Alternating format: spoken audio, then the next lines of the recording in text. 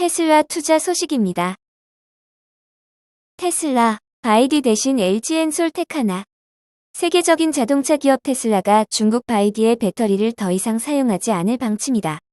업계에 따르면 최근 테슬라는 저가형 세부 모델에 장착되는 10기가와트 시 배터리 공급 계약이 만료된 이후 바이디에 추가 공급 요청을 하지 않았다. 바이디 리튬 인산철 배터리에 잇단 화재 사고로 테슬라가 품질에 대한 부담감을 느껴 이같이 결정한 것으로 풀이된다. 앞서 바이디는 자체 개발한 블레이드 배터리가 열관리 효율이 높아 화재 안전사고 예방에 뛰어난 성능을 보인다고 설명했다.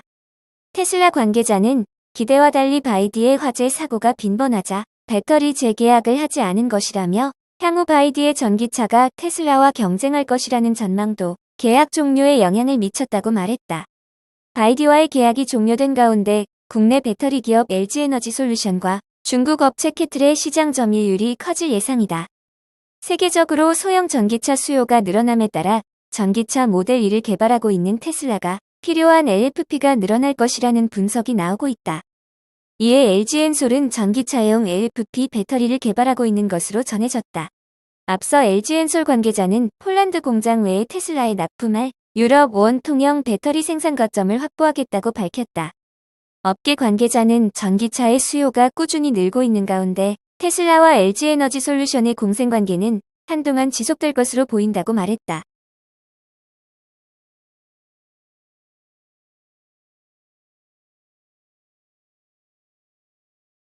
리비안 투자 소식입니다.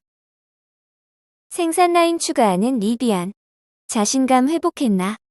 예상보다 생산량이 밑돌아 주가가 급락하는 등 고민하던 리비안이 다시 자신감을 회복하고 있다는 보도가 나왔다. 미국 전기차 전문 매체 테슬라라티는 5일 리비안인 생산량 확대를 위해 생산 라인을 추가한다고 보도했다. 이 보도에 따르면 리비안은 듀얼 모터 AWD R1 차량의 모터를 생산하는 드라이브 유닛 생산 라인을 추가한다고 발표했다. 향후 생산 확대를 예상하고 공격적으로 생산 라인 추가를 발표한 것이다. 최근 리비안은 지난해 실적을 발표하는 자리에서 기대 이하의 성과를 거뒀다. 이로 인해 리비안에 대한 우려가 커지는 상황이다. 이런 상황에서 시장의 우려를 종식시키고 공격적인 생산량 증대를 이어가기 위해 생산 라인 확대에 돌입한 것이다.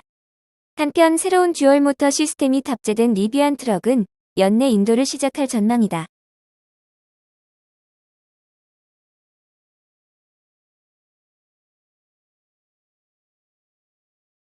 애플 투자 소식입니다. 애플페이, 드디어 이달 21일 한 상륙. 애플의 간편 결제 서비스 애플페이가 이달 한국에 상륙한다. 업계에 따르면 애플은 오는 21일부터 국내 시장에서 애플페이를 출시할 예정이다. 지난달 금융위원회가 애플페이의 국내 도입을 허용한 지 약 1개월 반 만이다. 당초 애플코리아와 현대카드는 이달 20에서 24일 애플페이 서비스 개시를 목표로 두고 일정을 조율 중이었다. 현대카드는 애플과 독점 계약을 맺고 국내 출시를 준비해왔지만 배타적 사용권을 포기하면서 다른 카드사에서도 출시가 가능하게 됐다. 다만 아직 다른 카드사의 참여가 없어 도입 초기에는 현대카드로만 사용이 가능할 전망이다. 국내에선 주로 마그네틱 보안 전송이나 직접회로 스마트카드 방식을 사용하고 있어 사용처는 제한적일 전망이다. 애플페이는 근접무선 통신 단말기를 갖춘 매장에서만 사용이 가능하다. 애플페이 도입으로 NFC 단말기 보급은 확대되는 분위기다. 현재 롯데백화점과 롯데마트, 롯데슈퍼 등 롯데그룹 계열사와 파리바게뜨, 베스킨라빈스 등 SPC그룹 계열사 등이 NFC 단말기 교체 작업에 나선 상태다. 홈플러스, 코스트코, 이디야커피, 폴바셋 등도 단말기를 교체하고 있다. 앞서 애플은 지난 7일 뉴스룸을 통해 애플페이 한국 도입을 공식화한 바 있다. 애플은 곧 애플페이를 대한민국에 출시함에 따라 한국 이용자들은 새로운 아이폰 13 옐로를 포함한 아이폰에서 애플페이를 사용할 수 있다며 온 오프라인 가맹점 및 앱에서 쉽고 빠르고 안전한 결제를 할 수 있게 된다고 밝혔다.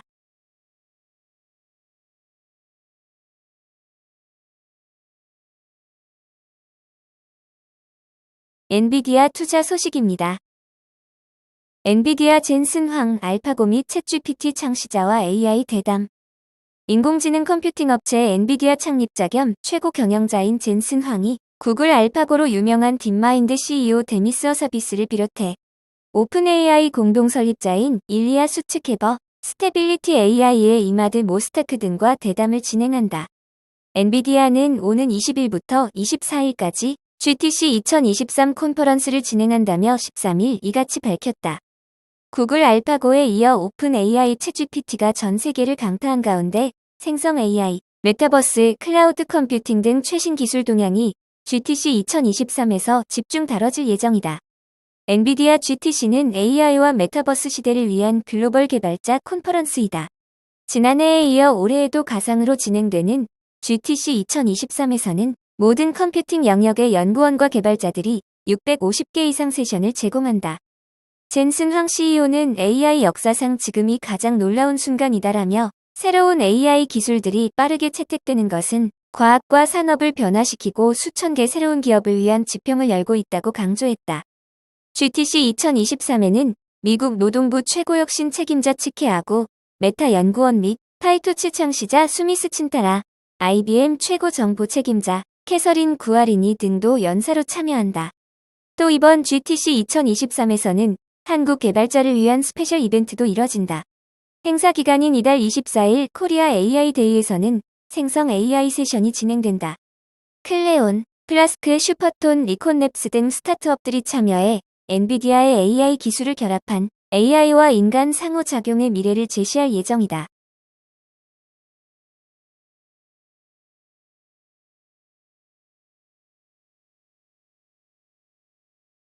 TSMC 투자 소식입니다. 삼성전자 추격에도 더 멀리 달아나는 TSMC. 점유율 격차 더 커져. 글로벌 파운드리 시장에서 삼성전자와 TSMC의 점유율 격차가 더 벌어지고 있다. 삼성전자가 열심히 TSMC를 추격 중이지만 TSMC가 더 빠른 속도로 점유율을 늘려가는 모양새다. 대만 시장조사업체 트렌드포스에 따르면 지난해 4분기 삼성전자의 파운드리 매출액은 이전인 3분기 대비 3.5% 감소한 59억 9,100만 달러로 집계됐다. 점유율은 3분기 15.5%에서 소폭 상승한 15.8%로 반등했다. TSMC도 지난해 4분기 파운드리 매출액이 199억 6,200만 달러로 3분기 대비 1.0% 감소했다. 하지만 점유율은 58.5%로 더 높아지면서 삼성전자와 격차를 벌렸다. 트렌드포스는 4분기 파운드리 시장은 저조한 실적과 고객 재고 조정에 영향을 받았다면서도 TSMC의 경우 경쟁사들의 실적 부진으로 시장 점유율이 더 늘었다고 밝혔다.